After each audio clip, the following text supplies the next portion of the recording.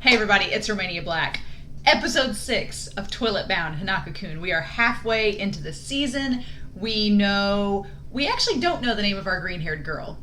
Our mysterious, ghostly seeming green-haired girl who has an orb very similar to Hanako-Kun and seems maybe to have some animosity towards him. We don't know her name. We know that one of the perhaps would-be exorcists is with her. So that's interesting, especially given to what we found out last episode with Ko and Teru, that Teru doesn't think any apparition is good, but maybe one of his fellow exorcists is working with one. Interesting. And we have a new wonder set up, the fifth wonder that is set up to be in the library and apparently is in charge of 3 different kinds of books that can predict the future, that can tell the future, the past, and the present. The black books are of the dead, the white are of the living, and for some reason you're not supposed to touch the red books. So I'm wondering if those are the ghosts. I don't know. But anyway, I love this show. It has been so refreshing and so fun and creepy and cool. The animation's beautiful. I love everything about it. I think what I like most is that there's still mystery to it. Usually at this point in a series, you kind of get to the point where you know all the characters, you get what the plot is, the world building's been established, but in this show, we're still getting world building, we're still getting characters, we're still having things happen. So, I don't know, but I love it, and I'm excited to see what happens this episode. So, we're going to go ahead and jump right in, episode 6 of Toilet Bound Hanako-Kun. Thank you guys so much for watching this reaction, I really appreciate it. Feel free to comment down below what you thought about the episode. And no spoilers, please. But thank you all for being on this journey with me. Let's start episode 6. And we're going to start it in 5, 4, 3, 2, 1, now.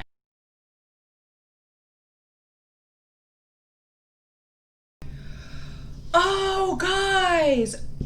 Oh my gosh! I can't believe this is already over. Finally! We finally learned something about Hanako-Kun. Okay, Yugi Amane. And once again, I still have more questions. Answers happen, and then more questions happen right afterwards. So, okay, so we know that these 7 apparitions all kind of revolve around Hanako-Kun, which is interesting. So, I'm wondering why. This makes me wonder back to the whole beginning where Hanako-Kun was portrayed as a girl in a dress. Like, does that have something to do with Yugi?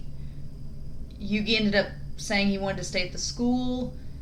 Yugi's backstory is so sad. Like, he just seemed like a kid that was always picking fights and getting in trouble and just didn't care outwardly. But then when he gets... I mean, it's really sad because you see a lot of kids that are kind of in Hanako-Kun's position where they don't really have a support network, whether it's at home or whatever the case may be, and so they outwardly seem like this delinquent that's always picking fights and getting in trouble, but then they meet someone, whether it's a teacher or a counselor or an adult or a friend, that they can kind of confide in, and you actually see that no, they're a person, they have likes and dislikes and like a personality, they're just in this bad circumstance. And we see that with the fifth wonder, where when he was alive, when they both were alive and human, that Yugi kind of confided in him as his homeroom teacher, like, I love science and I love space and here's this moon rock and I'm not going anywhere. And that's really sad, like the idea, and that really puts perspective on, okay, when he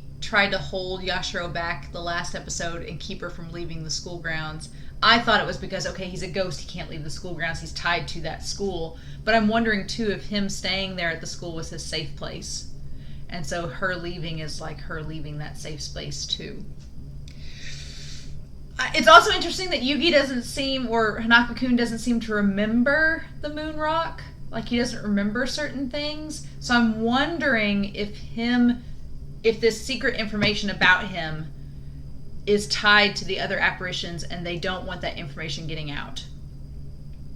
But then why would the green-haired girl send Yashiro to the fifth wonder in the first place? Because it seems like the fifth wonder is the closest one tied to Hanako-Kun, like in terms of being close to them. Why would she send her to him and get this information out? because surely she saw that they were going to try to destroy the Yoshiro and all this other stuff was going to take place. Why would she send her there?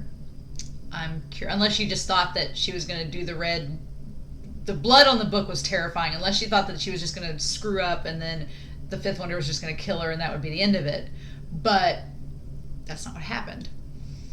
Okay, so Hanako-Kun's plan to destroy the Seven Wonders' source of power, is that going to end with him? What's his Yashiro? Is it the knife? I'm thinking, is that his Yashiro? Why destroy them all? And then,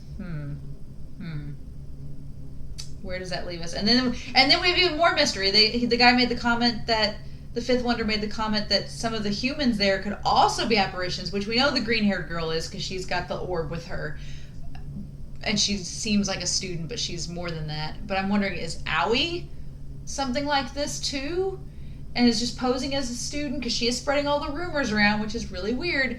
I would think, though, Hanako-Kun would have a reaction to her, seeing her, though, if he knew she was one of the Wonders. But we still have, poor Minamoto is still being charged with trying to exorcise Hanako-Kun from Taro, his orders, and we're piecing together everything. But I love the fact that Yashiro knows this much of his backstory so far. I was going to be so mad if we got that flashback and she didn't understand any of it and only us, the audience, knew.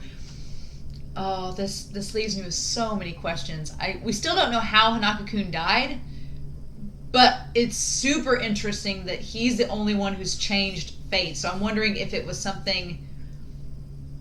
I'm so curious. I'm like, did he commit suicide? That seems a little much, but this show is creepy, and would it go there? I don't know. Or did something kill him? It's so sad because his book showed that he was going to be a science teacher and work with the Fifth Wonder, and that didn't end up happening. Instead, this stuff happened instead, which has me so curious to know the rest of the story that we don't know yet. But the next episode is called Donuts, and it's about his favorite thing. So I'm curious. And now that Yashiro knows this, what is she going to try to do? Is she going to try to cheer him up to find more out? Does he not remember his former self, and that's part of it? I have so many questions, guys. Episode 6, we're halfway through the season, and it's just little bits of information keep coming out, and we get answers, but then we just go right back with more questions. This episode left me speechless, guys. It has done that for weeks, but it's done that again. So, I love this episode. And I really love Tsuchigori, the Fifth Wonder. I really love him. His voice actor's so good. I feel like I've heard him in something before, but I love that deep voice. And I like that he's kind of looking out for Hanako-Kun, even though he calls him Sama. So that's interesting. So many questions. And we still have 6 episodes left. So that gives me hope. We at least have time to find out more information, hopefully. But I hope you guys like this reaction. I was trying to process it all throughout the whole thing. So I know parts that I was just like, what? I was just trying to process all the information. But this has me so excited for episode 7. So I hope you guys enjoyed this reaction. Please comment below. No spoilers, please, but let me know what you thought too. And I hope you all join me next week when we come back for donuts. I like a good donut, so why not? But in the meantime, I hope you all have a great week. Take care and stay safe. And I will talk to you all again soon. Bye.